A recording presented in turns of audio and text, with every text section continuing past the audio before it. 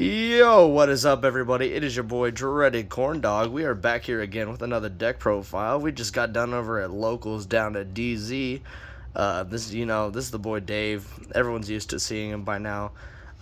Dave, what did you play, and what place did you get? So I played P.U.N.K. I got 6th place, so qualified for a pack. P.U.N.K, and he qualified for a pack. Look at this man.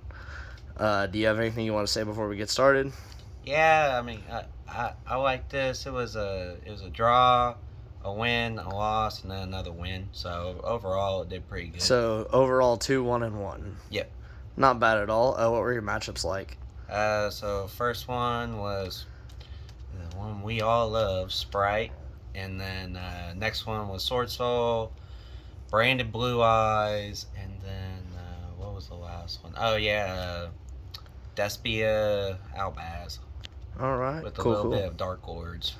Interesting. Our Locals does have a variety, which is good. All right, let's get into it. All right, so have 3 Ziaman. Standard. Yeah, Monster Searcher, Pay 6, Search. I decided to run 2 of the Fusion guy. So he does fuse, but he does have a quick effect to synchro, and you can get level 8s out really quick. So I figure, going to the level 11, utilize, their own archetype removal. So as far as the 1-ofs, we play Wagon and Madam Spider. So I didn't start playing Wagon until we actually got the field spell, which we'll get to that in a second, but the field spell makes this deck more consistent.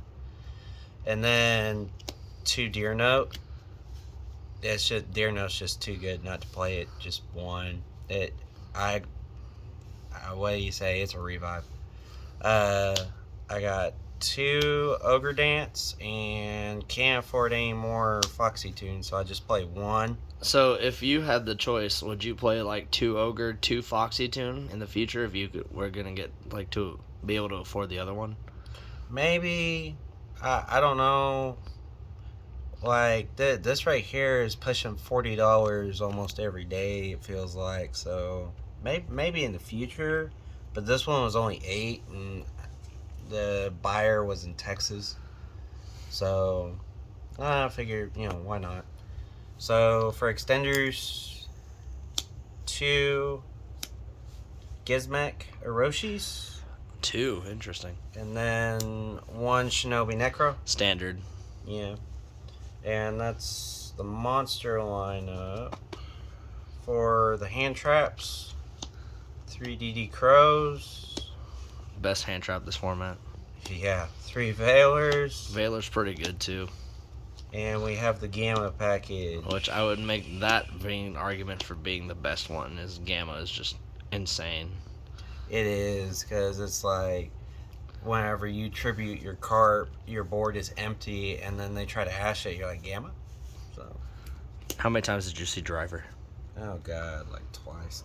Yikes. More than I wanted to. I only saw it once today.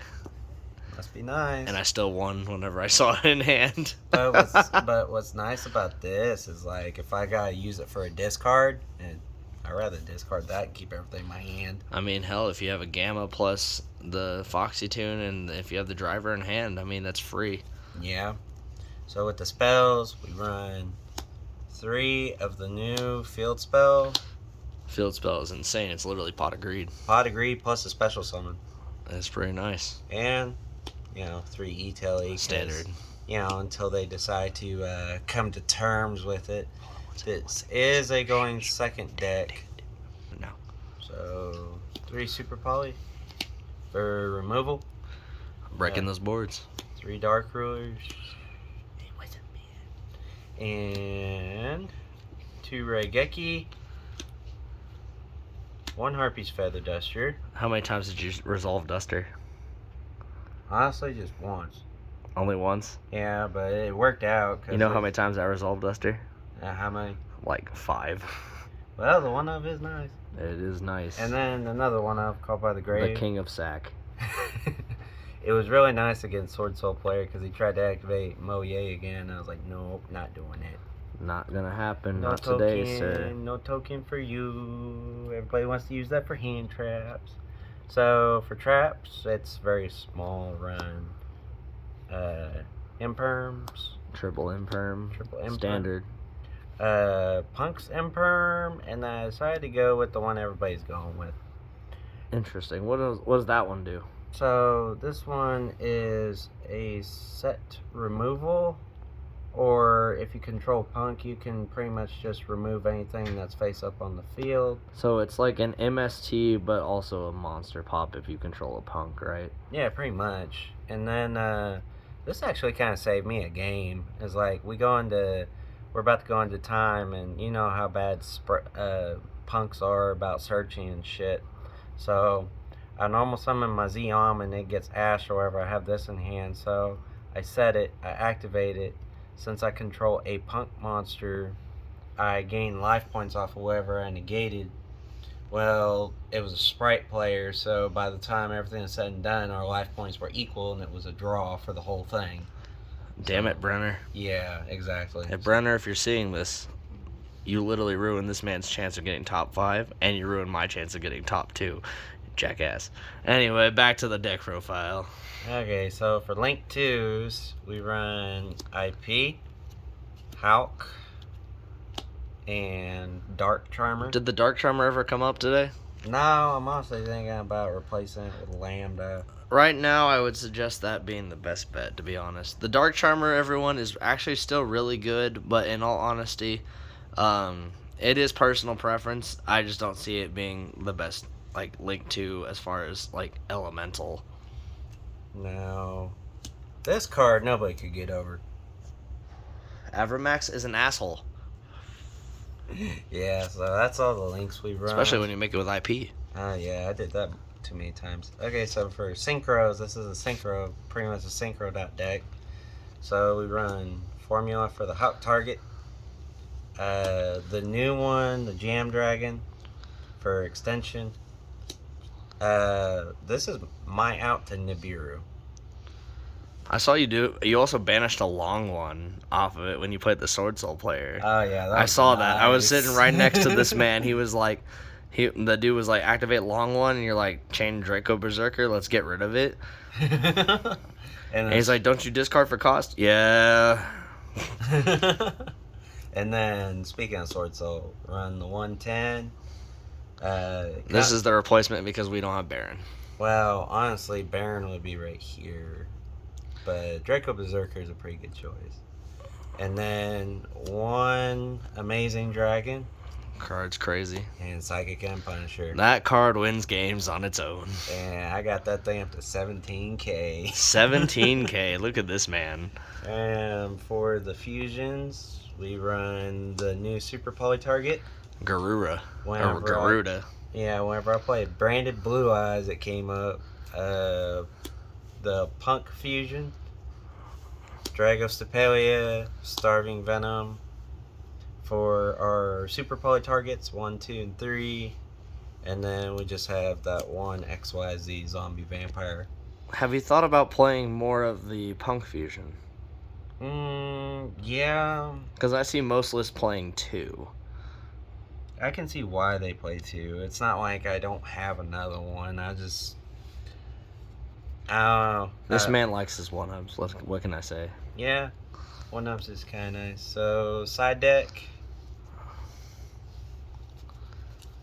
3 Ogre. Okay. 3 Nibiru. Of course. And then for going first, we have 3 T-Cambos. Yes, sir. That is a very good floodgate, this format. Oh, I can't count how many people. Only controlling one of each type is very hard for most decks to do right now. Yeah, it's like, I played this on a Sprite player, actually, and he got so pissed. And speaking of an out the Sprite, D-Barrier, 3 of that. And then, if I ever want to side out of, like, the Super Poly... He has 3 other extra deck monsters as targets. That is absolutely insane. Mm-hmm. and literally extension, and just if I happen to have game in hand and enough gas to do it. So Now, is there any other thing that you would want to change? Because, I mean, having 3 spots in the extra deck just for other extra deck targets, to me personally, just seems like a little bit too much. Would you want to change that, or did you like it the way it was? honestly, I liked it because it allowed it to be flexible. Like if I didn't feel like I needed to go down the super poly route, I didn't go down the super poly route. That's fair enough. Also, guys, look at this beautiful playmat. I freaking love this playmat. You got Albaz over here, then you got Ecclesi over here. Yeah. So overall though, how did you feel like the deck performed overall today? I think it did pretty well for placing 6th. We had a lot of guys in a case tournament, so I was like, you know what? It's like, let's dust everything off and stretch the brain a little bit. And so it was a bunch of rogue, maybe like 1 sprite player. Well, let's see. Our top 4 was 2 sprite variants, and then we had a Tri-Brigade and a Fluanderies. Yeah. Which, half of the top 4 was rogue, though, and the first place was rogue. Hey, but I pulled a secret. He pulled a secret out of the pack that he got. It may have only been like the second most valuable secret in the set, or third, something like that. But it's still a secret nonetheless. I also pulled a secret, but it was not even as close. Damn you, Drake.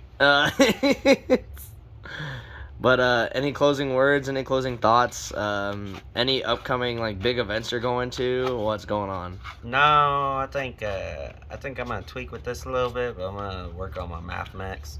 Okay, Math Mix coming up next probably. We'll see what happens. Also, for anybody that is watching this video in the future, your boy has been taking a break on as far as streaming goes for a while, but we're still playing IRL Yu-Gi-Oh! So if you guys are interested in seeing more deck profiles and deck theory and stuff like that for other decks that we play, primarily I play Tri-Brigade right now, but the upcoming deck for myself is going to be Unchained. I'm thinking about playing Adventure Unchained.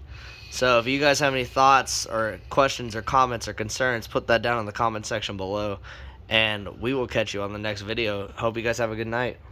Peace.